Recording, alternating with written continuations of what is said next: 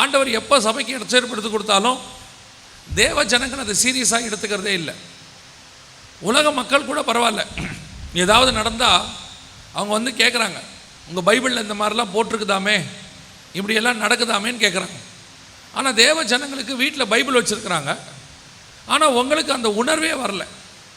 அதனால தான் ஆண்டவர் சொல்கிறார் மத்திய 24:37 வெள்ளம் வந்து வாரிக்கொண்டு போகும் அளவும் உணராது இருந்தார்கள்னு இருக்கு.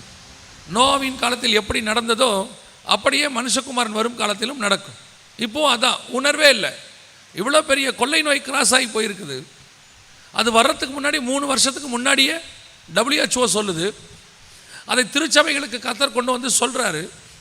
ஒரு இன்ஃபர்மேஷனாக கேட்டிங்களே ஒழிய யாராவது அதை காஷனாக எடுத்துக்கிட்டிங்களா, ஆயத்தப்பட்டீங்களா, அதற்கான ஏதாவது ஒரு காரியத்தை செஞ்சோமா? இதுக்கு நாம் என்னங்க செய்ய முடியும்? கொள்ளை நோய் வருது, கொரோனா வருதுன்னு சொன்னால் நாங்கள் என்ன பண்ணுவோம் அப்படின்னு நீங்கள் கேட்டால், கொரோனா வரப்போது அவங்களுக்கு தெரியாது, உலகத்தாருக்கு டிசீஸ் எக்ஸ்ன்னு வரப்போகுது. உடனே அதுக்கான மருந்து கண்டுபிடிக்கிற வேலையில் அவங்க இறங்கிட்டாங்க. பல நாடுகள் இறங்குச்சு. ஆனால் சபைக்கு இதை சொன்னமே, சபை என்னைக்காவது இதுக்கு ஆயத்தப்பட்டுச்சா? நாங்கள் என்ன ஆயத்தப்படணும்? மருந்து இல்லாமல் முழு உலகமும் தவிச்சுக்கிட்டு இருந்துச்சு. எங்கேயாவது மருந்து கிடைக்குமா, நாட்டு மருந்து கிடைக்குமா, சித்தா கிடைக்குமான்னு சொல்லி பல மருந்துகளுக்கு அலைஞ்சிக்கிட்டு இருந்தாங்க. ஆந்திராவில் ஒரு மனுஷன் கண்ணில் மருந்து ஊற்றினா கொரோனா சரியாகும்னாரு. அப்படியெல்லாம் இருக்காதுன்னு மெடிக்கலி சொன்னாங்க. ஆனால் ஒரு திரளான ஜனங்க அவரை தேடி போனாங்க. எப்படியோ சுகம் கிடைச்சா போதும், கொரோனா பாதிப்பு இல்லாமல் இருந்தால் போதும் அப்படின்னு போனாங்க.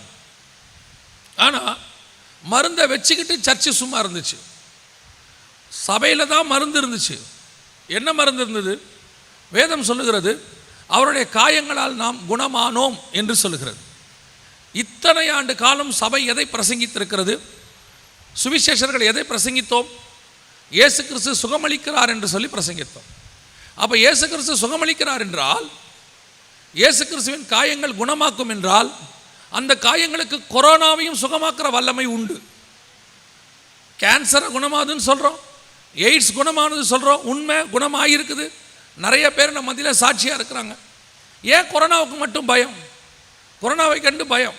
அரசாங்கம் சொல்லிச்சு மூட சொல்லி நம்ம மூடுறோம், அது வேற விஷயம். ஆனால் கொரோனாவை கண்டு அவ்வளவு பயம், உலகத்தார் சாகிறத பார்த்து நமக்கு பயம். ஆண்டவர் சொல்கிறாரு, இவைகள்லாம் சம்பவிக்க வேண்டியதே, கலங்காதபடிக்கு எச்சரிக்கையாக இருங்கள்னு சொன்னார். நாம் கலங்கிட்டோம், எல்லாருக்கும் பயம். ஏன் நிறைய பேருக்கு வந்துச்சு? கிறிஸ்தவர்களுக்கு கூட ஏன் வந்துச்சு? நான் பயந்தது எனக்கு நேரிட்டது, அவ்வளோதான். எனக்கு வரும்னு நினச்சிங்க, வந்துட போதுன்னு நினச்சிங்க, வந்துடுச்சு. நான் சொல்கிறேன், தேவ ஜனங்களுக்கு அது வராது, வரக்கூடாது. காரணம், கர்த்தர் நமக்கு அதை கொடுத்துருக்கிறார், அந்த பலன் கொடுத்துருக்கிறார். நாமும் கொஞ்சம் ஞானமாகவும் நடந்துக்கணும். அதே நேரத்தில் கர்த்தர் நமக்கு பாதுகாப்பு கொடுத்துருக்கிறாரு, தூதர்கள் நமக்கு பாதுகாப்பாக இருக்காங்க. அதுக்காக நம்ம வீட்டை பூட்டாமல் போகக்கூடாது. தூதர்கள்லாம் இருக்கிறாங்க, அதனால் எங்கள் வீட்டை பூட்டாமல் போகிறேன்ல, அதை பூட்டுக்கிற ஞானம் நமக்கு வந்தது. அதே மாதிரி தான் கொரோனா வந்தது, மாஸ்க்கு போடணும், என்ன பண்ணணுங்கிறதான ஒரு ஞானம் இருக்குது. அதை நம்ம செய்யணும். அதை நம்ம செய்ய வேண்டியது நம்முடைய வேலை. ஒன்று அதையும் செய்யலை, இன்னொன்று விசுவாசமும் இல்லை. கடைசியில் என்ன ஆச்சு? ஆயத்தப்படலை. ஒன்று தெரிஞ்சுக்கொள்ளுங்க, விசுவாசிக்கிறவரால் நடக்கிற அடையாளங்கள் ஆவன. மார்க் 16 இருக்குது. அதில் வசனம் தெளிவாக சொல்லுது, விசுவாசிக்கிறவர்களால் நடக்கிற அடையாளங்கள் ஆவன. அதில் ஒன்று, வியாதியஸ்தர்கள் மேல் கரங்களை வைப்பார்கள், அவர்கள் சுகமாவார்கள். அப்போ நம்ம தான் அதுக்கு ஆயத்தப்பட்டிருக்கணும். நம்ம ஆயத்தப்பட்டிருந்தால் ஒவ்வொரு விசுவாசியினுடைய வீடுமே ஒரு ஹீலிங் சென்டராக மாதிரி இருக்கும். உங்கள் ஏரியாவில் நீங்கள் ஹீலிங் பண்ணியிருப்பீங்க. நாம் சுவிசேஷமே சொல்லியிருக்க வேண்டாம், தானாகவே இயேசுவை ஜனங்கள் அறிந்து கொண்டு இருப்பார்கள். எவ்வளோ பெரிய அற்புதம் நடந்திருக்கும் பாருங்கள். ஆனால் நம்மக்கிட்ட மருந்தை வச்சுக்கிட்டு நம்ம பயந்துக்கிட்டு கதவை சாத்தினதோட விளைவு, காரணம் நமக்கே பயம் வந்துருச்சு. நாமளே அதை பற்றி ஒரு அவிசுவாசத்துக்கு போயிட்டோம். இன்னும் சொல்ல போனால், எத்தனையோ பெரிய நோய்களை விட கொரோனா ஒன்றுமே கிடையாது. இது ஜஸ்ட் அண்ட் ரெஸ்பிரேட்டரி டிசீஸ் தான் சொல்கிறாங்க. இதை விட பெரிய பெரிய நோயெலாம் இருக்குது, இதை விட அதிக மரணம் வைக்கிற நோயெலாம் இருக்குது. அதெல்லாம் கண்டு கூட நம்ம பயப்படவே இல்லை. ஆனால் கொரோனாவை கண்டு ரொம்ப பயந்துட்டோம். ஆனால் இந்த எச்சரிப்பை கர்த்தர் முன்பதாகவே கொடுத்தார். சபைக்கு வரப்போகுது, இப்படி ஒன்று வருது, உலகளாவிய வருது. இப்போ கடந்து போச்சு. இது ஓகே, முடிஞ்சிருச்சு. இனி அடுத்து வரக்கூடியது என்ன? ரெண்டாவது முத்திரையை நாம் கடந்து கொண்டு இருக்கிறோம், போய்கிட்டே இருக்குது. இந்த ரெண்டாவது முத்திரையின் காலத்தை கடந்து கொண்டு இருக்கிற போது, அது உச்ச நிலையில் இருக்கும்போது ஆவியானவர் ஒரு காரியத்தை உணர்த்தினார். என்ன சொன்னார்னா, எந்த ஒரு காரியமும் உச்சத்துக்கு போச்சுன்னா அடுத்து அது என்ன செய்யணும்?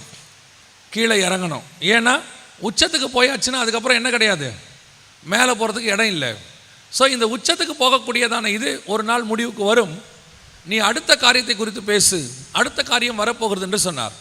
மூன்றாவது முத்திரையை குறித்து இனி வரப்போகிற காரியம் அதுதான். 2021 ஆண்டவர் கொரோனா உச்சத்தில் இருக்கிற காலத்தில் மூன்றாவது முத்திரையை குறித்து பேச சொன்னார். நாங்கள் அப்பொழுதே மூன்றாவது முத்திரையை குறித்து பேச ஆரம்பித்து விட்டோம், அடுத்து வரப்போகிறது என்று சொல்லி. 2021 நவம்பர் மாதம் எப்படி இந்த கொரோனாவுக்கு ஒரு அஃபீஷியல் அனௌன்ஸ்மெண்ட்னா அதிகாரபூர்வமான அறிவிப்பு யார் கொடுக்க முடியும் அப்படின்னு கேட்டிங்கன்னா உலக சுகாதார மையம் அவங்க தான் கொடுத்தாங்க. 2020 இந்த மாதிரி கொரோனா வந்துருச்சு, நீங்கள் கேர்ஃபுல்லாக இருங்கன்னு. அதுக்கப்புறம் உலக நாடுகள் எல்லாம் எச்சரிப்பானாங்க. அதே மாதிரி மூன்றாவது முத்திரைக்கான ஒரு அடையாளத்தை நாங்கள் சொல்லிக்கொண்டே அந்த மூன்றாவது முத்திரை வரப்போகுதுன்னு சொல்லிக்கிட்டு இருக்கிற காலத்தில் மூன்றாவது முத்திரைக்கான ஒரு அஃபீஷியல் அனௌன்ஸ்மெண்ட். மூன்றாவது முத்திரையில் என்ன இருக்குது அப்படின்னு கேட்டிங்கன்னு சொன்னால் பஞ்சத்தை குறித்து சொல்லப்பட்டிருக்கிறது. மத்திய 24 கொள்ளை நோய்களுக்கு முன்பாக ஆண்டவர் சொல்லுகிறார், பஞ்சங்கள் பூமியிலே வரும் என்று சொன்னார். மூன்றாவது குதிரை என்பது எதை குறிக்கிறது? ஒரு கருப்பு குதிரையை கண்டேன், அதன் மேல் ஏறி இருந்தவன் ஒரு தராசை பிடித்திருந்தான் அப்படின்னு இருக்கும். அவன் எல்லாவற்றையும் சேதப்படுத்துவான், தண்ணீர் திராட்சரசத்தையும் எண்ணெயும் மாத்திரம் சேதப்படுத்த. அந்த ரெண்டாவது முத்திரையை படிக்கும் போது எவ்வளவு ஒரு சர்ப்ரைஸ் இருந்துச்சோ, எவ்வளவு பர்ஃபெக்ட் இன்னைக்கு உள்ளது நமக்கு இருந்துச்சோ. ஒருவரை ஒருவர் கொலை பண்ணுவாங்க, ஒருத்தரை ஒருத்தர் சந்திக்கக்கூடாது, ஒரு பட்டயம், கொள்ளை நோய், அவ்வளவு தெளிவாக மரணம், உலகளாவிய மரணம், கொலை செய்யும்படி அதிகாரம், எல்லாம் கரெக்டாக இருந்துச்சு. மூணாவது முத்திரையை படிக்கும் போது இன்னும் ஆண்டவர் அடுத்த காரியத்தை காண்பிக்கும் போது ரொம்ப ஆச்சரியமாக இருந்துச்சு. என்னென்னா, கையில் தராசு என்பது ஒரு எக்கானமி, ஒரு வியாபாரத்தை குறிக்கக்கூடியதான ஒரு காரியம். கடைசியாக வியாபார ஒரு மிகப்பெரிய எக்கனாமிக்கல் கிரைசிஸ், பொருளாதார வீழ்ச்சி உலகளாவிய ஏற்படும் போது எல்லா பொருளும் சேதப்படும், 2 பொருள் மட்டும் அதில் சேதப்படாதுன்னு இருக்குது. அதை வாசித்து பார்த்தீங்கன்னு சொன்னால் என்னென்னா, ஒன்று எண்ணெய், இன்னொன்று திராட்சரசம். ஆங்கிலத்தில் ஆயில் அண்ட் ஒயின் அப்படின்னு இருக்கும். இந்த வசனம் கொடுக்கப்பட்டு கிட்டத்தட்ட 1900 வருஷம் ஆகுது. கடைசி காலத்தில் நடக்கிற சம்பவங்களை பற்றி அங்கே இருக்குது. அப்போ 2 முக்கியமான காரியங்கள் உலகளாவிய சேதப்படாமல் இருக்கும். ஒன்று எண்ணெய், இன்னொன்று திராட்சரசம். இன்னைக்கு உலகத்தில் நம்பர் 1 and 2 பிஸ்னஸ் எதுன்னு பாருங்க. நம்பர் 1 உங்களுக்கு இந்த டெலிகம்யூனிகேஷன் இதெல்லாம் பற்றி இருக்கும். அடுத்து பார்த்தீங்கன்னா எண்ணெய், மிக முக்கியமானது எண்ணெய். இந்த எண்ணெய் தான் இன்னைக்கு உலகத்தினுடைய பொருளாதாரத்தை நிர்ணயிக்குது. இந்த டெலிகம்யூனிகேஷன் எல்லாம் மிக பெரிய வியாபாரமாக இருந்தாலும் பொருளாதாரத்தை நிர்ணயிக்கிறது எதுன்னு பார்த்தீங்கன்னா எண்ணெய் தான் நிர்ணயிக்குது. எண்ணெய் விலை ஏறுச்சுன்னா எல்லா விலையும் ஏறும். உங்களுக்கே தெரியும், டாலர் மதிப்பு கச்சா எண்ணெய்க்கு ஏறுனா அத்தனையும் ஏறுது. விலைவாசிக்கு கடைசியாக இருக்கிற காய்கறி வரைக்கும் ஏறும். டீசல் விலை ஏறுனா காய்கறி விலை வரைக்கும் ஏறும். எண்ணெயும் திராட்சரசமும் இது 2 தான் இன்னைக்கு நிர்ணயிக்குது. உங்களுக்கே தெரியும், திராட்சரசம்னா ஒயின். இன்னைக்கு உலகத்தில் பல நாடுகளை பொருளாதாரத்தை காப்பாற்றிக்கிட்டு இருக்கிற மிக முக்கியமான காரியம் எது? அதுவும் தமிழ்நாட்டுக்காரங்களுக்கு தெரியாமல் இருக்க வாய்ப்பே இல்லை. தமிழ்நாடே இப்போ நம்ம மிக முக்கியமான பொருளாதாரத்தில் எதை நம்பி தான் இருக்குது? அதை நம்பி தான் இருக்குது. ஸோ இப்போது இந்த 2ம், ஆனால் என்ன ஆச்சரியம்னா, எண்ணெய் வியாபாரமாகி உலகத்தின் பொருளாதாரத்தை தன் கையில் எடுத்தது இப்போ ஒரு 100 வருஷத்துக்கு 90 வருஷத்துக்கு முன்னாடி தான். 1930களில் தான் எண்ணெய் இருக்கிறதே கண்டுபிடிச்சாங்க மத்திய கிழக்கு நாடுகளில். ஆனால் இந்த வசனம் 1900 வருஷத்துக்கு முன்னாடி இருக்குது. எண்ணெய் நிர்ணயிக்கும், உலகத்தை சேதப்படாமல் இருக்கும். இன்னைக்கும் பாருங்க, எண்ணெயை பேஸ் பண்ணி தான் வேர்ல்டு, முழு உலகமும் கடைசி காலத்தினுடைய மிக முக்கியமான அடையாளம் நம் கண்களுக்கு முன்பாக போயிட்டு இருக்குது. அதையும் தாண்டி அந்த இடத்துல அளந்து கொடுக்கும்படி ஒரே ஒரு பொருளை தான் கர்த்தர் சொல்றாரு.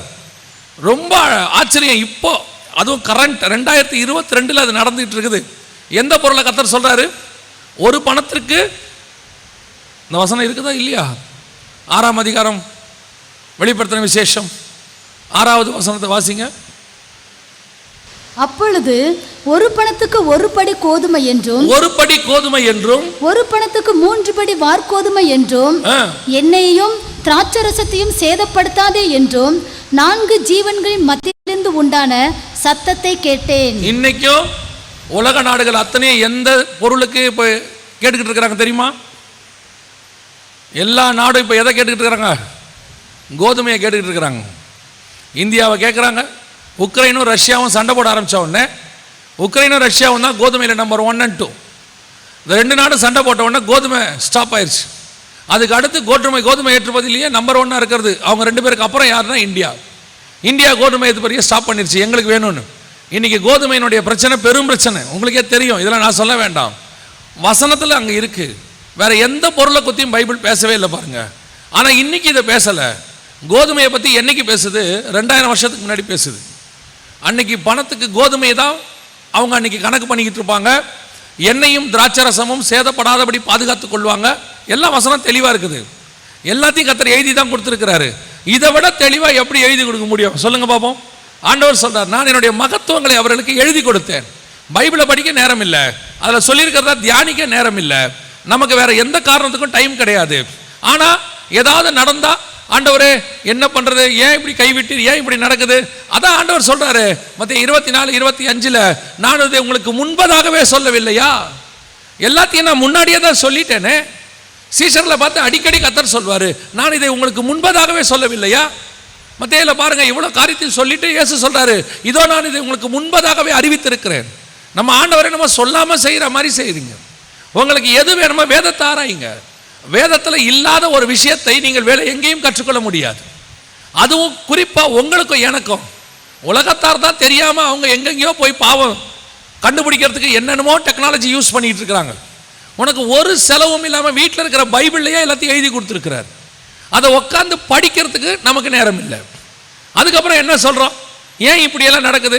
இப்படியெல்லாம் நடக்கும் தான் முன்னாடியே இருக்குதே, தெரிஞ்சாதானே நம்ம அதை செய்ய முடியும். இன்னைக்கு அடுத்து வரக்கூடிய மிக முக்கியமான அடையாளம் என்னவென்று சொன்னால், முன்பதாகவே ஆண்டவர் உங்களுக்கு சொல்லுகிறார், நீங்கள் இதுக்கு ஆயத்தப்பட வேண்டியது அவசியம்.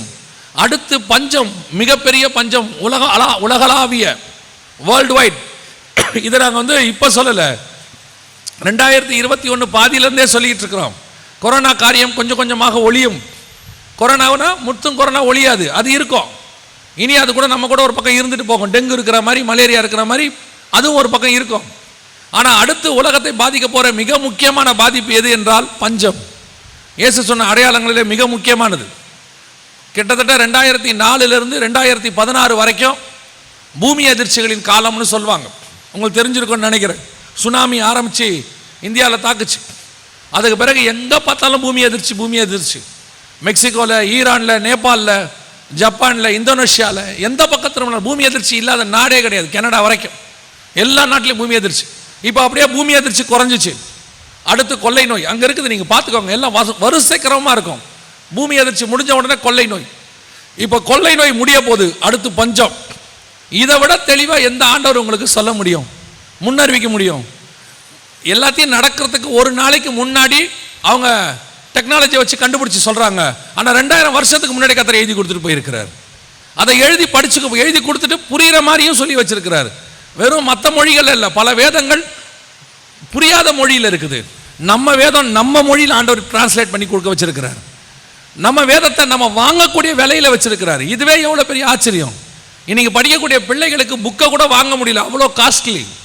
சாதாரண 10வது படிக்கிற பிள்ளைக்கு, இன்ஜினியரிங் படிக்கிற பிள்ளைகளுக்கெல்லாம் போய் பாருங்க, புக்கு வாங்க முடியும். ஒவ்வொரு புக்கும் 300 400 500 1000 2000 இருக்கு, ஃப்ரீயாக கொடுத்து வச்சிருக்கிறாரு. இது எல்லாத்தையும் விட்டுட்டோம். அப்புறம் ஆண்டவர்கிட்ட போய் முறையிடுறது. இஸ்ரவேல் ஜனங்களை விட மோசமானவர்கள். இஸ்ரவேல் ஜனங்களுக்கு வேதம் கையில் இல்லை, அவங்களுக்கு சொல்லிக் கொடுக்குற ஒரு ஆள் தான் இருந்தான். ஆனால் உங்களுக்கு எழுதி மொத்தமாக பேக் பண்ணி பைண்ட் பண்ணி கையில் கொடுத்துருக்கிறாரு. ஒரு வீட்லையும் 3 வேதம் 4 வேதம் சும்மா இருக்குது, ஆனால் எடுத்து படிக்க முடியாது. ஒரு சில வீடுகள்லாம் போனீங்கன்னா பாதி வேதத்துக்கு அட்டையே கிடையாது. ஆதியாகமம் முதல் 3 அதிகாரம் இருக்காது, ஏன்னா படித்து கிழிச்சிட்டாங்க. சில வீடுகளுக்கு போய் பாஸ்டர் கேட்பார், பைபிள் எடுங்க, சங்கீதம் வாசிக்கலாம், வீடே பைபிள் தேடுது. பைபிள் எங்க? உளவுத்துறை கிட்ட போய் சொல்லுங்க கண்டுபிடிக்க. புறஜாதியாரை போய் பாருங்கள், தங்கள் தேவர்களுக்கு என்று தனி ரூம் கட்டி வச்சிருக்கிறான். ஒரு சிலரை போய் பாருங்கள், தங்கள் வேதங்களை வைப்பதற்கென்று அவ்வளவு மரியாதையாக அவனுக்கு மரியாதை கொடுத்து வச்சிருக்கிறான். யூதர்களை போய் பாருங்கள், அந்த தோராவை வைப்பதற்குன்னு அவன் தனி மரியாதை வச்சிருக்கிறான். நீ அந்த அளவுக்கு மரியாதை கொடுக்க வேண்டாம், ஒழுங்காவது வைக்க வேண்டாம். சர்ச்சுக்கு வந்துட்டு போறிய, சாரி டு சே, ஆனாலும் வேற வழியில் சொல்லி தான் ஆகணும். சர்ச்சுக்கு வந்துட்டு போறிய, திரும்பி போகும்போது பார்த்தா 10 பைபிள் இங்க இருக்கு, இங்க இருக்கு பைபிள், ஆனா 4 செருப்பு காணாம போயிருக்கு. பைபிள் 10 காணாம இங்கே இருக்கு, பைபிளை விட்டுட்டு செருப்பு போட்டு போயிருக்கான். இவன் எப்படி பரலோகத்துக்கு வருவான்? யோசிச்சு பாருங்க. உங்க பைபிளை கலெக்ட் பண்ணி உங்ககிட்ட கொடுக்கறதுக்கு நாங்கள் ஒரு ஆளை வச்சிருக்கிறோம். அதுல வேற முன்னாடி பேர் வேற இருக்காது, பிரைஸ் தி லார்ட்னு இருக்கும். எந்த பிரைஸ் தி லார்ட் போய் கண்டுபிடிக்கிறது? கவனிச்சுக்கொள்ளுங்க. ஆண்டவர் நியாயம், உங்களை நியாயம் தீர்க்க போகிறது ஒன்று இருக்கிறது. அது யாரும் இல்லை, பக்கத்து வீட்டுக்காரனும் எதிர் வீட்டுக்காரனும் எல்லாம் கிடையாது. உங்கள் வசனமே உங்களை என்ன செய்ய போகுது? நியாயம் தீர்க்க போகிறது. உங்க வீட்டில் இருக்கிற பைபிளே நியாயம் தீர்க்கும். ஆண்டவர்கிட்ட வந்து சொல்லணும், நியாய தீர்ப்பு நாள்ல, இந்த பையன் எடுக்கவே இல்லை ஆண்டவரே, என்ன இவன் இந்த வீட்டில் எங்க இருந்தான்னு இவனுக்கே தெரியாது ஆண்டவரேன்னு சொல்லும். சபைக்கு கிளம்பி வந்து ஏறி உட்காந்து வண்டியில் ஏறிட்டு கடைசியாக கேட்குறான், பைபிள் எடுத்தீங்களா? 1 மணி நேரம் கிளம்பிட்டு அதுக்கு அந்த பையன் பதில் சொல்கிறான், போன வாரம் வந்து எங்கே வச்சிங்க? அப்போ 1 வாரமாக பைபிளே வாசிக்கல, அப்புறம் எப்படி பரலோகத்துக்கு போவிய? நினச்சிக்கிட்டு இருக்கிய ஏலியம் சர்ச்சில் மெம்பராக இருந்தால் நாங்கள் கொண்டு போய் முதல்ல கையை பிடிச்சி உள்ளே விட்டுருவோன்னு. நாங்கள் போயிட்டு திரும்பி கூட பார்க்க மாட்டோம், எல்லாம் இங்கே தான். எவ்வளோ உங்களுக்காக உழைக்கணுமோ ஜெபிக்கணுமோ எல்லாம் இங்கே தான். பரலோகத்துக்குள்ள நுழைஞ்சிட்டோம், பாஸ்டர் பாஸ்டர்னா கூட திரும்ப மாட்டோம். உங்களை தெரியாது பிரதர்ன்ட்டு போயிட்டே இருக்க வேண்டியது தான். நிறைய பேர் அவ்வளவு ஆண்டவர் மகத்துவங்களை எழுதி கையில் கொடுத்துருக்க, இதை விட உங்களுக்கு எப்படி எழுதி கொடுக்க முடியும் சொல்லுங்க? அவ்வளோ அசட்டை, பைபிள் மேலே அவ்வளோ அசட்டை. ஆனால் பரலோகத்துக்கு மட்டும் ஃபர்ஸ்ட் போயிடணும். ஆண்டவரே நீர் வரும்போது நாங்கள் எல்லோரும் எடுத்துக்கொள்ளப்பட வேண்டும். பைபிள் மேலே உட்காந்து அமுத்தம் போகாத இரு. ஏன் நீ தான் எடுக்கவே இல்லையே? அவ்வளவு காரியங்களும் நம் கண்களுக்கு முன்பாக நடக்குது. அடுத்த எச்சரிப்பையும் கர்த்தர் உங்களுக்கு கொடுக்கிறார். இப்போவும் ஒருவேளை கர்த்தருடைய கிருபை போனது போட்டோம், 3வது முத்திரை வருகிறது. அடுத்து அதான் ஆரம்பிக்க போகுது. பஞ்சம், மிகப்பெரிய பஞ்சம். ஐநா சபை அனௌன்ஸ் பண்ணிருச்சு, அபிஷியலாக பஞ்சம் ஆரம்பித்து விட்டது. உணவு பற்றாக்குறை. இதுவரைக்கும் பஞ்சம் இல்லையா? இதுக்கு முன்னாடி நோய் இருந்துச்சு, கொள்ளை நோய். ஆனா எப்படி கொரோனா உலகளாவிய பாதிப்பை சந்தித்ததோ அதே மாதிரி பஞ்சம் உலகளாவிய பாதிப்பை சந்திக்கும், வேர்ல்டு வைட். அந்த பஞ்சம் தான் வருது. இப்போ நான் உங்களுக்கு சில ஆதாரங்கள் சொல்றேன் பாருங்க. இதெல்லாம் இப்போ 2020, 21, 22 வந்திருக்கு. கரண்ட் இப்போ லாக்டவுனுக்கு பிறகு அபிஷியலாக மடகஸ்கர் பகுதியில் பஞ்சம் ஆரம்பித்ததாக ஐநா சபை அனௌன்ஸ் பண்ணியிருக்கு. இது மடகஸ்கர் பகுதியில் பஞ்சம் ஆரம்பித்ததுக்கான ப்ரூஃப் வெளியிட்டிருக்கிறாங்க. அங்கே முழுவதுமாக மழை பொய்த்து விட்டது, விவசாயம் கிடையாது. கிட்டத்தட்ட 1 வருஷம் 2 வருஷமாக அங்கே ஒன்றுமே கிடையாது. அதனுடைய விளைவாக இப்போ என்ன பண்ணியிருக்கிறாங்க அப்படின்னு கேட்டிங்கன்னு சொன்னால், அந்த இருக்கிற ஜனங்கள் சாப்பிட்றதுக்கு வழி இல்லாமல், விவசாயம் இல்லாததுனால முழுவதுமாக ஜனங்கள் அந்த மரத்தில் செடிகளில் இருக்கக்கூடிய பூச்சிகளை எடுத்து சாப்பிட ஆரம்பிச்சிருக்கிறாங்க. நீங்கள் நினச்சிக்காதீங்க இதெல்லாம் வந்து முன்னொரு காலத்தில் long ago, so long ago, once up on a டைம்லாம் கிடையாது. இப்போ நீங்கள் உட்காந்து செய்தியை கேட்டுக்கிட்டு இருக்கிற இதே நேரத்தில் இன்னொரு பகுதியில் பூமியில் நடக்கிற சம்பவம், அடையாளங்கள் நடைபெற்று கொண்டு இருக்கிறது. கர்த்தர் சொன்னபடியே எல்லாம் நிறைவேறி கொண்டே இருக்கிறது. இனி காலம் செல்லாது. ஒவ்வொரு முத்திரையாக கண்களுக்கு முன்பாக நடக்குது. நீங்க நடந்துகிட்டு இருக்கிற சம்பவங்கள் என்னன்னு தெரியல. இது அபிஷியலாக ஆரம்பிச்சது மடகஸ்கர், அதுக்கு அடுத்து கென்யா, அது அடுத்த நாடு கென்யா பாதிக்கப்பட்டது. அதனுடைய விளைவா எல்லா உயிரினங்கள், ஜூல இருந்த மிருகங்கள் எல்லாம் சாப்பாடு கிடைக்காததுனால, பஞ்சத்தினால, உணவு பற்றாக்குறையினால சுருண்டு விழுந்து செத்துச்சு. இதெல்லாம் நீங்க போயிட்டு ப்ரூஃப் இருக்கு பாருங்க. அதை தாண்டி இப்போ 2021 அபிஷியலாக, போன வருஷம் அபிஷியலாக ஸ்ரீலங்கா முழுவதும் பஞ்சம், உணவு பற்றாக்குறை. இன்னைக்கு நேத்து அனௌன்ஸ் பண்ணியிருக்கிறாரு ரணில் விக்ரமசிங்கே, நேத்து அனௌன்ஸ் பண்ணியிருக்கிறாரு டோட்டலி ஸ்ரீலங்கா கொலாப்ஸ்ட். அவரே சொல்லியிருக்கிறார், பேப்பர்ல வந்திருக்குது, போய் பாருங்க. ஸ்ரீலங்கா முழுவதும் நிலை குலைந்தது. எங்ககிட்ட காசு இல்லை, எங்களுக்கு கொடுக்கறதுக்கு, பொருள் கொடுக்கறதுக்கு நாடுகள் தயாரா இருக்குது, ஆனா வாங்கறதுக்கு எங்ககிட்ட காசே கிடையாது. அவங்களுடைய கடன் $100 கோடி அமெரிக்க டாலர், அதாவது இந்தியா தமிழ்நாடை விட கொஞ்சம் சின்னது, தமிழ்நாடு அளவு தான் வச்சுக்கோங்களேன். தமிழ்நாடுக்கு 100 கோடி கடன் தான் எப்படி இருக்கும்? 100 கோடி அமெரிக்க டாலர். இப்போ நமக்கு 5.5 லட்சம் கோடி இருக்குது. நம்ம அரசாங்கம் அனௌன்ஸ் பண்ணிச்சு 5.5 லட்சம் கோடி கடன். நம்ம தமிழ்நாட்டுடைய கடன் வந்து 5.5 லட்சம் கோடி இருக்கிறதாக அவங்க வரும்போது அனௌன்ஸ் பண்ணாங்க. இந்த அரசாங்கம் ஏற்கும்போது அவங்களுக்கு 100 கோடி டாலர் அப்படின்னா பாருங்க, இதை விட 20 மடங்கு கடன் ஜாஸ்தி தமிழ்நாடை விட. அந்த அளவுக்கு அவங்க கடனில் மாட்டியிருக்கிறாங்க. கொலாப்ஸ்ட். எரிபொருள் வச்சுக்கிட்டு கப்பல் நிற்கிது, வாங்கி கொடுத்து வாங்க காசு இல்லை, அதனால கப்பல் அப்படியே வெளிநாடுக்காரங்களாம் கொடுக்க மாட்டேங்கிறாங்க. இந்தியாவும் எவ்வளோ ஹெல்ப் பண்ணி பார்த்துருச்சு. Totally collapsed. இது முடிஞ்சிச்சு. அடுத்து பாகிஸ்தான் ஆல்ரெடி அவுட். 7% மேலே வட்டி வாங்கி இம்ரான்கான் சொல்கிறாரு, அந்த நாட்டுடைய பிரதமர், எங்களுக்கு வேறு வழியே கிடையாது, அவ்வளோதான், இவ்வளோதான் எங்களால் முடியும், முடிஞ்சிச்சுன்ட்டார். நேபாள் முடிஞ்சது. ஒவ்வொரு நாடாக லாவோஸ் முடிஞ்சது. ஒவ்வொரு நாடாக உணவு பற்றாக்குறையுடைய உச்சத்தில் பஞ்சத்துக்கு போயிட்டு இருக்குது. இதெல்லாம் ஒரு பக்கம் நடந்துகிட்டே இருக்குது. இந்தியாவில் மட்டும் நாம் நல்லா இருக்கிறோமா அப்படின்னா இது பேப்பரில் வந்த செய்தி. இந்தியாவுடைய நிலைமை சொல்லியிருக்கிறாங்க பாருங்க. இந்தியாவில் 2030ஆம் ஆண்டுக்குள் சுமார் 9 கோடி இந்தியர்கள் பட்டினியால் பாதிக்கப்படுவார்கள் என ஆய்வு ஒன்றில் தெரிய வந்திருக்கிறது. இது டிவியில் வந்த செய்தி. 2030க்குள்ள எத்தனை கோடி பேர் சாப்பாடு இல்லாமல் இருக்க போறாங்கன்னு. இப்போ ஆந்திராவில் உணவு பற்றாக்குறை ஏற்பட்டு பிள்ளைகளை கொண்டு போய் வித்துட்டு சாப்பிட்றாங்க. இதெல்லாம் நம்ம பைபிளில் படிச்சிருக்கிறோம். பைபிளில் தான் இதை படிச்சிருக்கிறோம். பிள்ளைகளை கொடுத்தார்கள், பிள்ளைகளை வெட்டி சாப்பிட்டார்கள், உன் பிள்ளைகளுக்கு உனக்கு விலைக்கிரயமாய் போகும், அடிமையாக கொடுப்பார்கள். இதெல்லாம் பைபிளில் படிச்சிருக்கிறோம். கண்ணுக்கு முன்னாடி நடக்குது, இப்போ நடக்குது. பேப்பரில் வர செய்தி இதெல்லாம். இது எதுவோ யாருக்கும் தெரிகிற மறைமுகமான செய்திலாம் கிடையாது. பிள்ளைகளை விலைக்கு விற்று விட்டார்கள். நம்ம பைபிளை வாசிக்கிறோம். 10 வெள்ளி காசுக்கு வித்தார்கள், 20 வெள்ளி காசுக்கு வித்தார்கள். இதோ விற்கிறாங்க கண்ணுக்கு முன்னாடி. வேற ஒன்றும் இல்லை. கர்த்தர் சொன்ன கடைசி காலம் நம்ம சொன்னோம்னா ஒரு கூட்டம் அல்ல அதெல்லாம் கடைசி காலம்லாம் இல்லை, அவர் ஏமாத்துறாரு, பயமுறுத்துறாரு. நல்லா தெரிஞ்சுக்கொள்ளுங்க. ஒருத்தன் கத்திக்கிட்டே இருந்தான் 100 வருஷம், மழை வரப்போது, வெள்ளம் வரப்போது, சாவ போறீங்க எல்லாரும், சாவ போறீங்க எல்லாருங்கன்னா நீதியை பிரசங்கித்தவனாகிய நோவா. அத்தனை பேர் அவனை பைத்தியக்காரன் என்ன. ஒரு நாள் மழை வந்தது, ஒரு நாள் மழை வந்து அவன் வந்த பிறகு தான் அவனுக்கு தெரிஞ்சிச்சு. அதே மாதிரி தான் இன்றைக்கும் சொல்லும் போது ஒவ்வொரு காரியமாக சொல்லிட்டு போகும்போது கேட்கும் போது இதில் எதுக்கு இப்படி ஒரு ஊழியம் பண்ணணும், ஏன் இப்படி ஜனங்களை பயமுறுத்தணும், இதுக்கு பேர் ஜனங்களை எப்படி பயமுறுத்துறதாகும்? எப்படி பயமுறுத்துறதாகும்? உலகத்தில் தானே வர்றதை சொல்கிறோம், உங்களுக்கு வருதுன்னா சொல்கிறோம். உலகத்தில் வரப்போது அதுக்கு முன்னாடி இயேசு வரப்போற, நீ ரெடியாகு. இதுதான் மெசேஜ். உலகத்தில் வரதை சொல்லும் போது நீங்கள் ஏன் பயப்படுறீங்க? எரேமியா வந்து நேபுகாத்நேச்சார் தேசத்தை பிடிப்பான்னு அனௌன்ஸ் பண்ணா எரேமியா மேலே எதுக்கு கோவப்படணும்?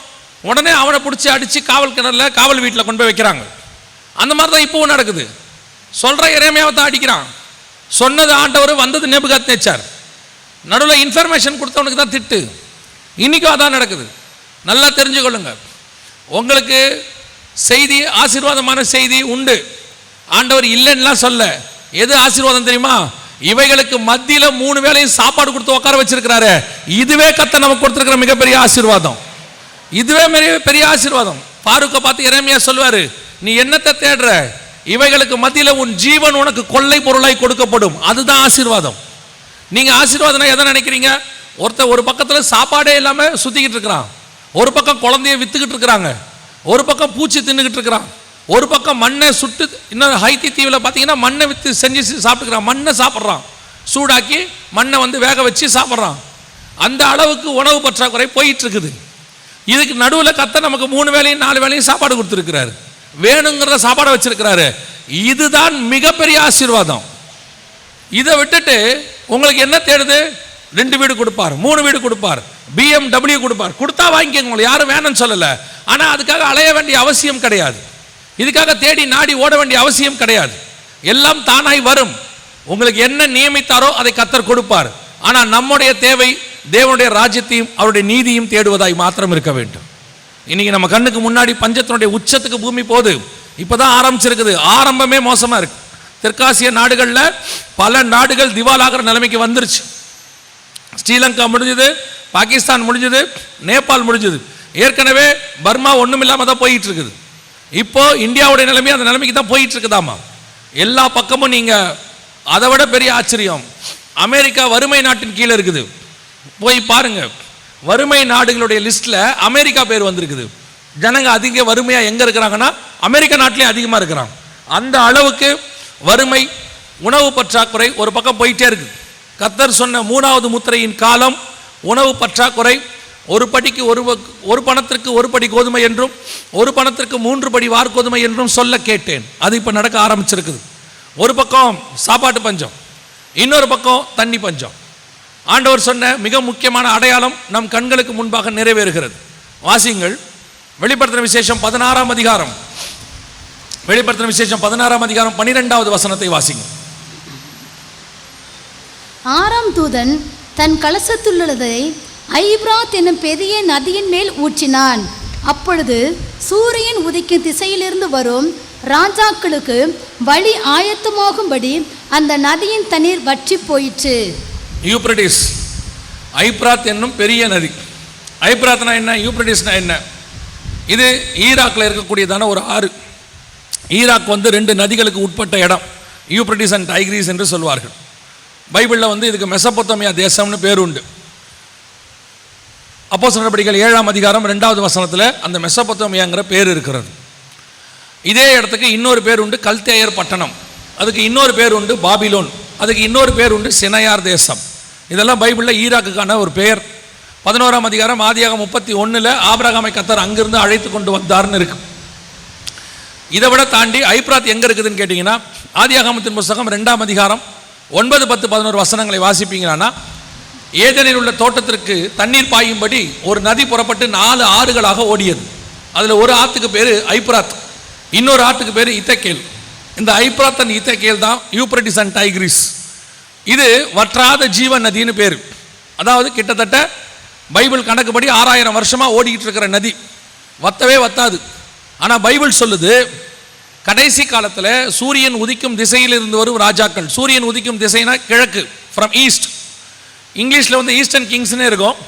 தமிழில் பார்த்தீங்கன்னா சூரியன் உதிக்கும் திசையிலிருந்து வரும் ராஜாக்கள்னு இருக்கும். அவர்கள் வருவதற்கு இந்த நதியின் தண்ணீர் வத்தி போயிற்று அப்படின்னு இருக்கு.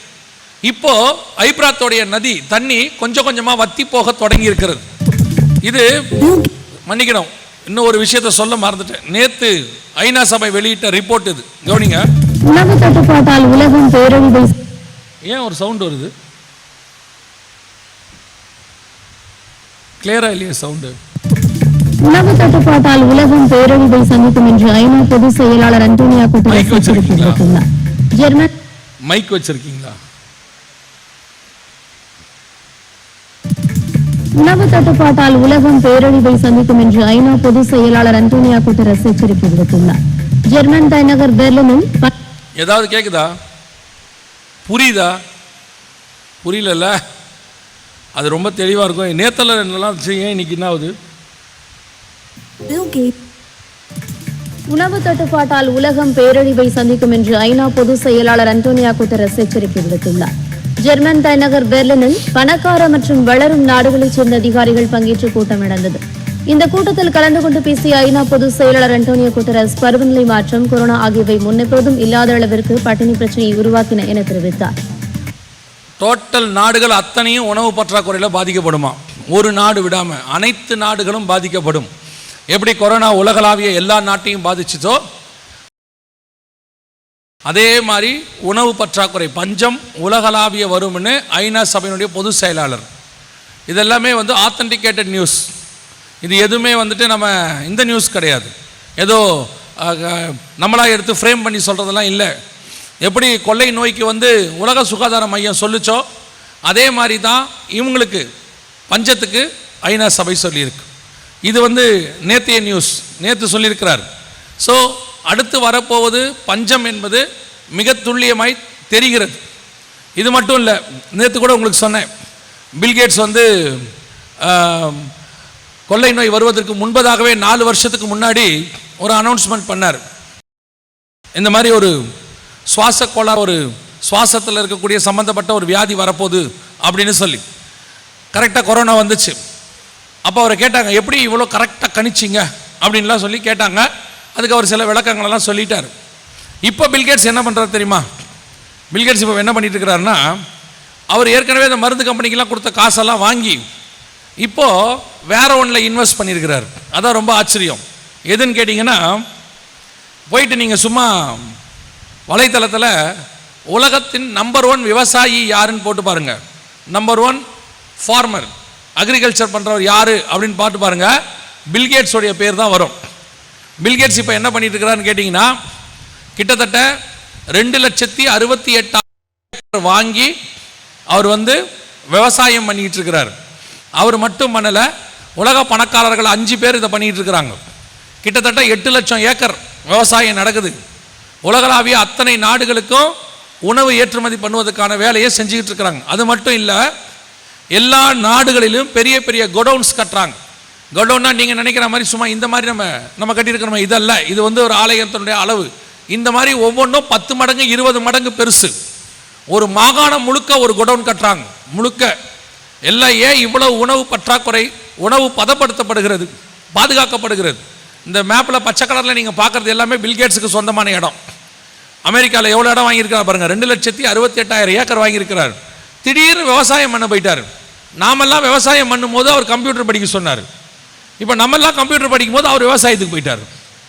அவர் விவசாயத்துக்கு போயிட்டு முழுக்க பண்ணிட்டு இருக்கிறார். அது மட்டும் இல்லை, கொள்ளை நோய் வருவதற்கு முன்பாக மெடிசனில் இன்வெஸ்ட் பண்ணார். இப்போ அந்த பணத்தெல்லாம் எடுத்து விவசாயத்தில் இன்வெஸ்ட் பண்ணுறாரு. என்ன காரணம் அப்படின்னு கேட்டிங்கன்னா, உலகளாவிய பஞ்சம் வருவதை அவர்கள் நமக்கு தெரிவிக்க தொடங்கி விட்டார்கள். வேர்ல்டு வைட் மிகப்பெரிய அளவில் எல்லா நாடுகளிலும் இது வரப்போகுது.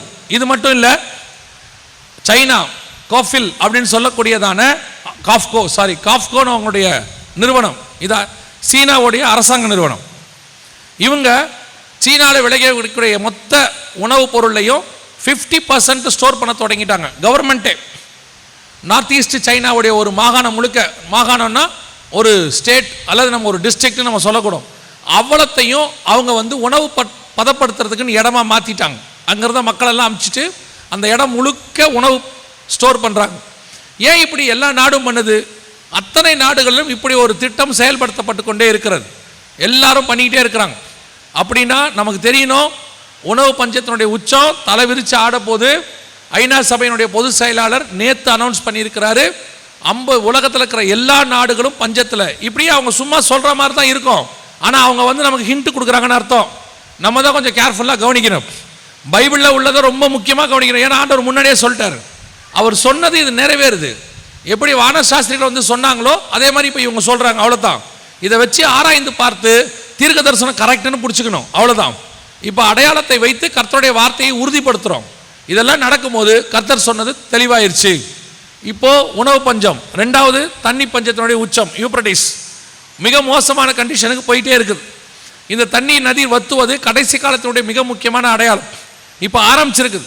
16ஆம் அதிகாரம் வரும்போது அந்த நதியின் தண்ணீர் முற்றிலுமாய் வற்றி போகும்.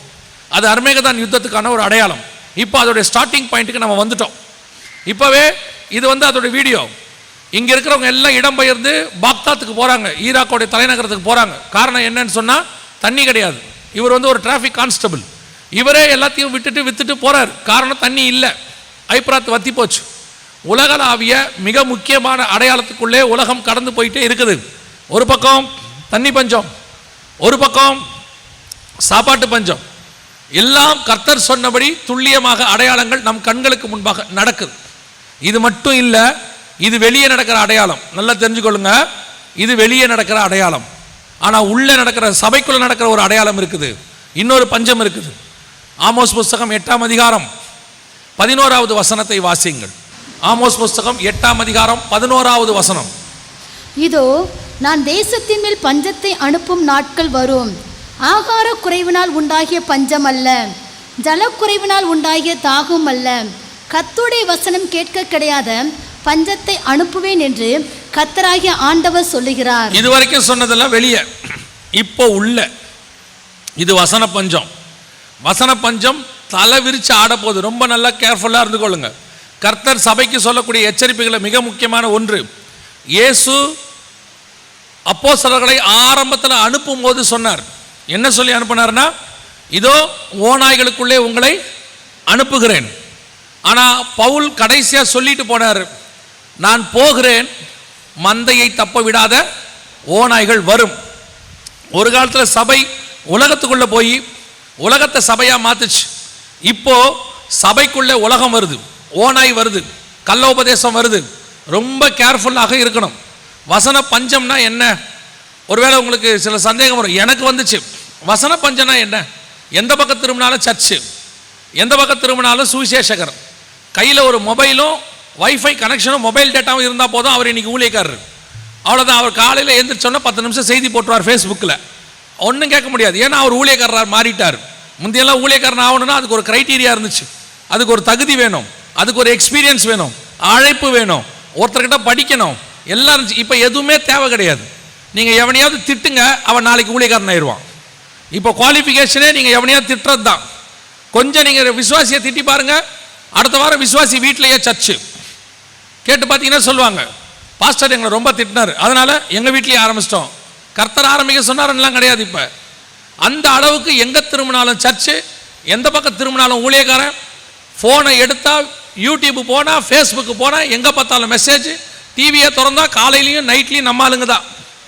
இப்படி இருக்கும்போது வசன பஞ்சம் எப்படி வரும்? இவ்வளோ இருக்கு, வசன பஞ்சம் எப்படி வரும்னு பார்த்தா, எனக்கு ஆண்டவர் உணர்த்துறதை உங்களுக்கு சொல்கிறேன். நான் பொதுவாக இந்த வசனத்தை வச்சு ஒரு தடவை தியானித்த போது கர்த்தர் எனக்கு சொல்லி கொடுத்தார். இந்த பூமியானது 70% தண்ணியில் இருக்கு, 30% தான் லேண்டு. 70% தண்ணி இருக்கிற இந்த பூமி, தண்ணி பஞ்சம் எத்தனை நாட்டில் இருக்குது பாருங்க. தலை விரிச்சு ஆடுது தண்ணி பஞ்சம். அப்படின்னா தண்ணி பஞ்சம்னா என்ன அப்படின்னா, 70% தண்ணி இருக்கு, ஆனால் தாகத்தை தீர்க்கிற தண்ணி இருக்காது, குடிக்கிறதுக்கு தேவையான தண்ணி இருக்காது, நல்ல தண்ணி இருக்காது. அதுக்கு பேர் தான் தண்ணி பஞ்சம். 70% தண்ணி இருந்தாலும் அதே மாதிரி தான் சபை இருக்கும், ஊழியர்கள் நிறைய இருப்பாங்க, ஆன்லைனில் பேசிகிட்டே இருப்பாங்க, பைபிள் இருக்கும், எல்லாம் இருக்கும். ஆனால் உங்கள் ஆத்ம தாகத்தை தீர்க்கிற வசனம் இருக்காது. அதுக்கு பேர் தான் வசன பஞ்சம். சபை இருக்கிறதுனாலையோ, ஊழியக்காரர் இருக்கிறதுனாலையோ, சுவிசேஷங்கள் இருக்கிறதுனாலையோ மட்டும் அங்கே எல்லாமே கரெக்டாக இருக்குன்னு அர்த்தம் கிடையாது. ஆவியானவர் பேசணும், கர்த்தரால் நடத்தப்படணும், கர்த்தரால் ஊழியக்காரன் பேசணும், கர்த்தருடைய வார்த்தை சபைக்குள்ளே வரணும். இன்னைக்கு விசுவாசிக்கு எது கர்த்தருடைய வார்த்தை, எது உலகத்தின் வார்த்தைன்னு தெரிய மாட்டேது. இன்னைக்கு வசன பஞ்சம் உச்சத்துக்கு போயிட்டே இருக்குது. கர்த்தர் பேசுகிற வார்த்தையே இல்லை. அரிசுத்த, அதாவது வசனம் சொல்லுது சபையை பார்த்து, ஆவியானவர் சபைகளுக்கு சொல்லுகிறதை காது உள்ளவன் கேட்க. இப்போ பாதி சபைகள்ல ஆவியானவரே பேசுறது இல்லை, அவனே அடிச்சு விடுறான். சில சபைகள் எல்லாம் வசனமே கிடையாது, அல்ல 1 மணி நேரம் ஆராதனை, ஒரு 10-15 நிமிஷம் அனௌன்ஸ்மெண்ட், 20 நிமிஷம் செய்தி சொல்றாங்க. ஒரு சபைக்கு போகும்போது ஒரு 20 மினிட்ஸ் எங்களால் கொடுக்க முடியும், உங்களுக்குன்னு வேணா நாங்கள் ஒரு 25 மினிட்ஸ் தரோம், 30 மினிட்ஸ் தரோம். நான் கேட்டேன், மிச்ச நேரம் என்ன பண்ணுவீங்கன்னு கேட்டேன்.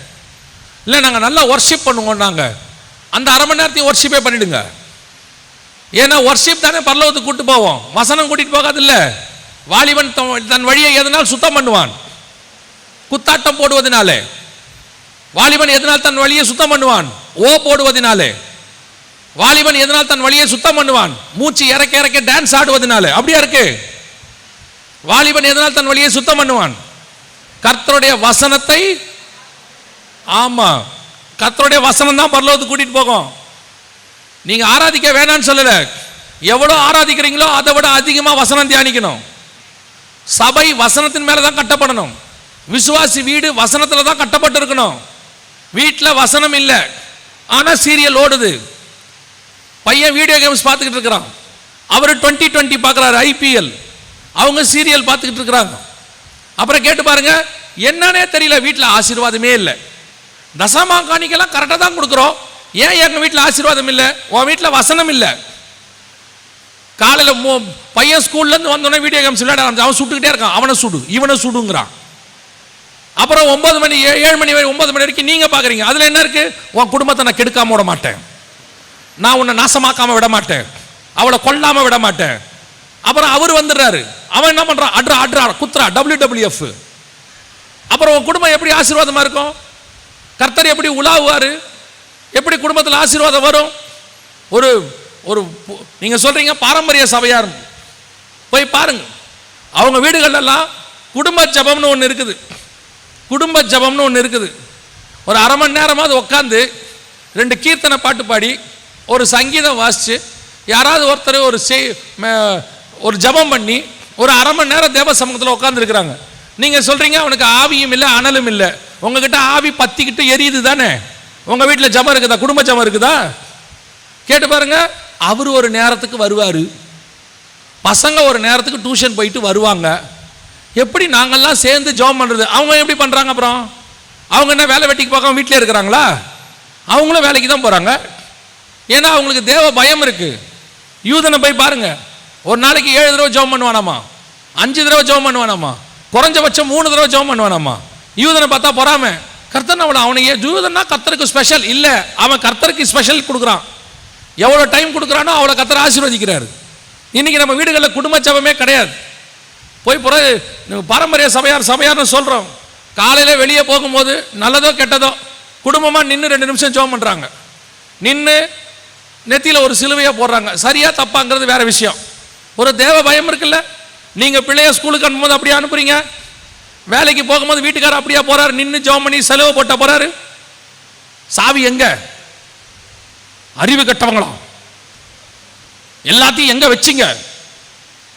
அந்த பையனை அனுப்பும் போது ஓடு ஓடு நாயே, ஆட்டோ வந்துருச்சு பாரு, ஏறு. எவ்வளவு நேரமா ஆட்டோ நிக்குது, தூங்குது எரும மாடு. அப்புறம் ஆசீர்வாதம் எப்படி வீட்டுக்குள்ள வரும்? அவன் ஏதோ நல்லதோ கெட்டதோ, அவனுக்கு ஆவி இருக்கோ அனல் இல்லையோ, நீங்க என்னமோ சொல்றீங்க. ஆனா தேவ பயம் இருக்கு பாருங்க. இங்க தேவ பயமே இல்லை. வசன பஞ்சம் உச்சத்தில் இருக்கு. கள்ளோபதேசக்காரன் வீட்டுக்கு வரான்.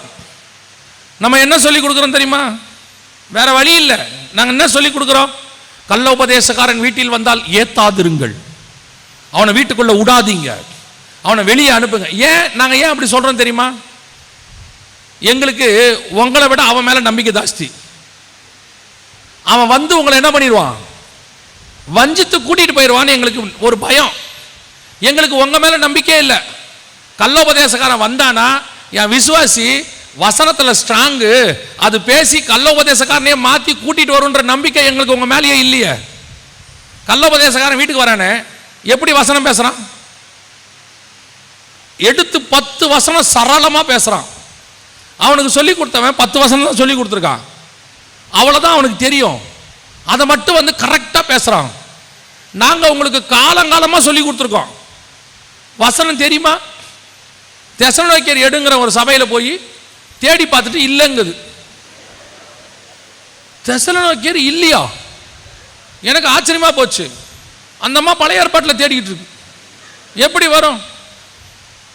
கள்ளோபதேசக்காரனுக்கு இருக்கிற வசன ஆர்வம், அவனுக்கு இருக்கிற ஒரு பக்தி வைராக்கியம், ஆத்ம ஆதாயம் பண்ணணும்னு அவனுக்கு இருக்கக்கூடிய வெறி உங்களுக்கு இருக்குதா?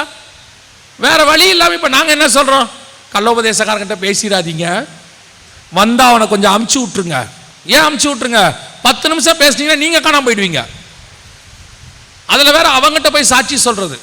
எங்க பாஸ்டர் கூட இப்படி எல்லாம் நடத்தினதே இல்லை. உயிரை கொடுத்து இங்க நடத்தி கொடுத்தாலும் வசனம் மண்டையில ஏற மாட்டேங்குது. நான் இவ்வளவும் உங்களை பத்தி சொல்லல, புரியுதா? நீங்கெல்லாம் தங்கம். நான் பேசுறது எல்லாமே கொரியாவுக்கு அந்த பக்கம். எப்பவுமே கொஞ்சம் ஸ்ட்ராங்கான தண்ணி ஊத்திக்கணும். நான் சொன்னது எல்லாம் உண்மை தானே? உண்மை. கள்ளோபதேசக்காரன்ட்ட பேசுறதுக்கு நாங்களே சொல்றோம் பேசாதீங்க. ஏன் சொல்றேன்னா எங்களுக்கு பயமா இருக்கு.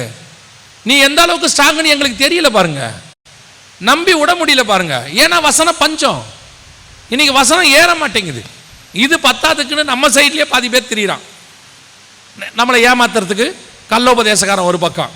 கவலைப்படாத, நீ என்ன பாவம் செஞ்சாலும் பரலோகத்துக்கு போயிடலாம். எப்படா போவீங்க? ஒருத்தர் சொல்றாரு, ராகாபியே கர்த்தர் சேர்த்துக்கிட்டாரு, உன்னையும் சேர்த்துப்பாரு. சரி சேர்த்துப்பாரு, யாரும் இல்லைன்னா. விபச்சாரம் செய்தாலும் கவலைப்படாது. என்ன என்ன என்ன உபதேசம் இது? ராகாப்பு இஸ்ரவேலுக்கு வந்த பிறகு விபச்சாரம் செஞ்சாங்களா? இஸ்ரவேலுக்கு வரத்துக்கு முன்னாடி செஞ்சாங்களா? முன்னாடி செஞ்சாங்க. வந்த பிறகு ஒருத்தரை கல்யாணம் பண்ணி ஒழுங்கா இருந்தாங்க. இவன் சொல்றான், நீ பாவம் செஞ்சாலும் கவலைப்படாத, ராகாப் என்கிற விபச்சாரி ஆண்டவர் ஏற்றுக்கிட்டாரு, நீ விபச்சாரம் பண்ணாலும் ஏத்துப்பாரு. கள்ள உபதேசத்தினுடைய உச்சம், ஓநாய்களின் கூட்டம் எல்லாம் மதுரை பக்கம் தான் அலையுது. நல்ல கேர்ஃபுல்லா இருந்து கொள்ளுங்க விசுவாசிகள். உங்களுக்கு நல்ல சத்தியமுள்ள சபையை கொடுத்திருக்கிறாரு. மதுரை முழுக்க சத்தியமுள்ள சபைகள் நிறைய இருக்குது. ரொம்ப கேர்ஃபுல்லா இருந்து கொள்ளுங்க.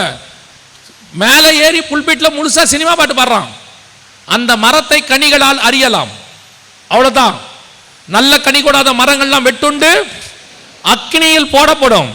நல்லா கேட்கறதுக்கு நல்லா இருக்கும் சினிமா பாட்டு, நரகத்தில் கொண்டு போய் தள்ளிடும். இங்கே சொல்றது கொஞ்சம் கடினமா இருக்கும், இருதயத்தை குத்துற மாதிரி இருக்கும், கொஞ்சம் ஹார்டா இருக்கும், ஆனால் பரலோகத்தில் கொண்டு போய் நிறுத்திடும். ஒருவேளை நீங்கள் இங்கே எங்களை திட்டுகிறவர்களாக இருப்பீர்கள், நாங்கள் விசுவாசிக்கிறோம். ஒரு நாள் நீங்கள் நிற்கிற இடத்துல நீங்க ஆண்டவர்கிட்ட சொல்லுவீங்க, ஆண்டவரே எங்களுக்கு நல்ல ஊழியக்காரனை கொடுத்தீங்க, கொண்டு வந்து என்னை பரலோகத்தில் சேர்த்துட்டானு, எங்களுக்கு அதுதான் வேணும். இங்க நீங்க எங்களை திட்டிட்டு கூட போங்க, ஒரு பிரச்சனையும் கிடையாது. ஆனா இதுதான் சத்தியம், இதுதான் பரலோகத்துக்கு போகும். ஒரு புறம் உலகத்தில் உணவு பஞ்சம், ஒரு புறம் தண்ணீர் பஞ்சம், ஒரு புறம் வசன பஞ்சம், எல்லாம் போயிட்டே இருக்குது. இது இல்லாம அடுத்து வரக்கூடிய அந்த 3வது முத்திரைக்கு அப்புறம் நான் 2 விஷயத்தை தான் உங்ககிட்ட சொல்ல விரும்பினேன். ஒன்று, 3வது முத்திரை அடுத்து வரப்போகுது. இப்போ அதனுடைய சிம்டம் கையளவு மேகம் தெரிய ஆரம்பிச்சிருச்சு. கொஞ்சம் கொஞ்சமாக ஒவ்வொரு நாடுகளாக பஞ்சத்தில் போயிட்டு இருக்குது. இதை வந்து அஃபிஷியலாகவும் அனௌன்ஸ் பண்ண தொடங்கிட்டாங்க. இப்போ ஐநா சபையும் அதை உறுதிப்படுத்திருச்சு. ஸோ அடுத்து 3வது முத்திரை வருது. இதில் நம்ம என்ன பண்ணணும் அதையும் நான் சொல்லிடுறேன். ஆண்டவர் உண்மையாக, இது உலகத்தில் நடக்க போகிற அடையாளம், பஞ்சம் வரும். ஆனால் ஆண்டவர் அவர்களுக்கும் நமக்கும் ஒரு வித்தியாசத்தை கட்டளையிட போறார். கன்ஃபார்மாக செய்வார். செஞ்சாதான் நாம தேவ ஜனங்க. எகிப்து முழுவதும் வாதை வந்தாலும் அது இஸ்ரவேல் இருந்த கோசே நாட்டில் மாத்திரம் வரவில்லைன்னு இருக்கு. எகிப்து முழுவதும் தலைச்சங்காரம் வந்தாலும் அது இஸ்ரவேல் வீட்டுக்குள்ள வரவில்லை என்று இருக்கிறது. அதான் தேவ ஜனங்களுக்கும் மற்றவங்களுக்கும் உள்ள வித்தியாசம். அதே மாதிரி தான் இப்போ ஆண்டவர் செய்ய போறார். என்ன செய்வாரு? தேசம் முழுக்க பஞ்சம் தலைவிரித்தாடும். ஆனால் எலியா இருக்கிற வீட்டில் மாத்திரம் பஞ்சம் இருக்காது. அந்த வீட்டில் மாத்திரம் மாவும் எண்ணெயும் குறைவுபடாமல் இருக்கும். இது வருகிற காலங்களிலே கர்த்தர் உலகத்துக்கும் சபைக்கும் காட்ட போற வித்தியாசம். பஞ்சம் உச்சத்தில் இருக்கும் போது தேவனுடைய திருச்சபையிலே விசுவாசிகள் வீடுகளிலே ஆண்டவர் மாவு குறைவுபடாதபடி கர்த்தர் அவர்களை ஆசீர்வதிப்பார். அந்த விசுவாசம் உங்களுக்கு வரணும். முதல்ல நீங்க பயந்தீங்கன்னா அது நடக்கும். பஞ்சம் வருதாமா சொல்லிட்டாங்கன்ட்டு போகும்போதே 4 அரிசி மூட்டை வாங்கிட்டு போயிடாதீங்க. அதில் ஒரு கூட்டம் இருக்கு, கொஞ்சம் ஞானமாக செயல்படணும்.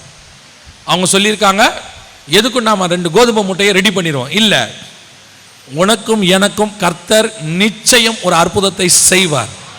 அது உன் வீட்டிலும் என் வீட்டிலும் குறைவுபடாதபடிக்கு இருக்கும். கொரோனாவுக்கு மத்தியில் கர்த்தர் எப்படி உங்களையும் என்னையும் ஜீவனோடு கூட வச்சாரு. வீட்டு வாசல்ல கூட மரணம் வந்துச்சு, வீட்டுக்குள்ள வராதபடி கர்த்தர் காத்தார். ஒருவேளை நீங்க அஃபெக்ட் ஆயிருக்கலாம், ஆனாலும் கர்த்தர் ஜீவனை அற்புதமாய் கொடுத்து பாதுகாத்து கொண்டு வந்தார். இதான் அவங்களுக்கும் நமக்கும் உள்ள வித்தியாசம். எத்தனை கோடீஸ்வரன் யோசிச்சு பாருங்க, எத்தனை கோடீஸ்வரர்கள். காசு இருந்துச்சு, வாகனம் இருந்துச்சு, கிரெடிட் கார்டு இருந்தது, ஆனால் ஜீவன் இல்லை, கிடைக்கல. ஒரு பெட்டு கிடைக்கல, ஹாஸ்பிட்டலில் ஒரு ஐசியூவில் ஒரு சீட் கிடைக்கல, ஒரு சிலிண்டர் கிடைக்கல. டிவியில் பார்க்கும்போது ரொம்ப கொடுமையாக இருந்துச்சு. வடநாட்டில் அப்படியே ஹாஸ்பிட்டல் வாசலில் காரை திறந்து போட்டுட்டு அவ்வளோ பெரிய கோடீஸ்வரன் படுத்து கிடக்கிறான், சிலிண்டர் கிடைக்காம. சிலிண்டர் கிடைக்குது, உள்ள பெட்டு கிடைக்கல, கார்லேயே சிலிண்டரை மாட்டி படுக்க வச்சிருக்கிறாங்க. ஆனால் உன்னையும் என்னையும் கர்த்தர் பத்திரமாய் பாதுகாத்து ஜீவனையும் கொடுத்து கண்ணந்து கர்த்தரை இன்னைக்கு உள்ள உட்கார வச்சுட்டார். அல்லேலூயா. இதுதான் கர்த்தர் உங்களுக்கும் எனக்கும் உள்ள வித்தியாசம், உலகத்துக்கும் நமக்கும் உள்ள வித்தியாசம். கர்த்தர் இன்னைக்கும் ஜீவனோடு இருக்கிறாரு, நீங்க அதை நம்பணும். உயிருள்ள தேவன் சொன்ன வாக்கு தத்தங்களில் ஒன்று கூட தவறி போகாது. அதே மாதிரி தான் வருகிற காலங்களிலே பஞ்சத்தில் நடக்கும். உலகளாவிய பஞ்சம் வரும். ஒரு பீரியட்ல கேஸ் விலை 1000 ரூபாய் ஆகும் அப்படின்னு சொன்னபோது ஆவாதுன்னாங்க, ஆயிடுச்சு, கிட்ட வந்துருச்சு. பெட்ரோல் விலை 100 ரூபா போயிருச்சு. ஆனாலும் கர்த்தர் இன்னைக்கு உன்னை என்னையும் ஆசீர்வச்சிருக்கிறார், போட வச்சிருக்கிறார். வண்டி ஓடுறதுக்கு ரெடியா இருக்குது. பெட்ரோல் இல்லாம வண்டி நிக்காதபடிக்கு கர்த்தர் நம்மளை பத்திரமா வச்சிருக்கிறார். 3 வேளை ஆண்டவர் நல்ல சாப்பாடு கொடுத்திருக்கிறார். இனி வருகிற நாட்களிலே பஞ்சம் உச்சத்துக்கு போகும், உலகளாவிய பஞ்சம் வரும். தேவ பிள்ளைகளுக்கோ கர்த்தர் எண்ணெயும் அப்பத்தையும் கொடுத்து ஆசீர்வதிப்பார். நம்முடைய வீடு விதவை வீடாக இருந்தாலும் சாகர நிலைமையில் இருந்தாலும் உள்ளே கர்த்தர் நம்மை ஆசீர்வதித்து பஞ்சம் முடிகிற வரைக்கும் அந்த மாவும் எண்ணெயும் குறைவுபடவில்லை என்று வசனம் சொல்லுது. அதே வாக்கு தத்தம் கர்த்தர் நமக்கு தருவார். ஏன்னா ஆண்டவர் எனக்கு அதுதான் கொடுத்துருக்கிறார். ஆண்டவர் இந்த கேரி தாற்றங்கரையை பற்றி பேசும்போது ஆண்டவர் சொன்னார், பஞ்சம் இன்னும் கொடிதாய் மாறும், அடுத்து இதை விட மோசமானது ஒன்று வரும். வரும்போது உனக்கு ஒரு கேரி தாற்றங்கரை போல ஒரு விதவையின் வீடு இருக்கும், மாவும் எண்ணெயும் குறைவுபடாமல் இருக்கும் என்றார். இப்போ அதான் நடந்துகிட்டு இருக்குது. நடக்கும் போது நீ விசுவாசித்தால் தேவனுடைய மகிமையை காண்பாய். அல்லேலூயா.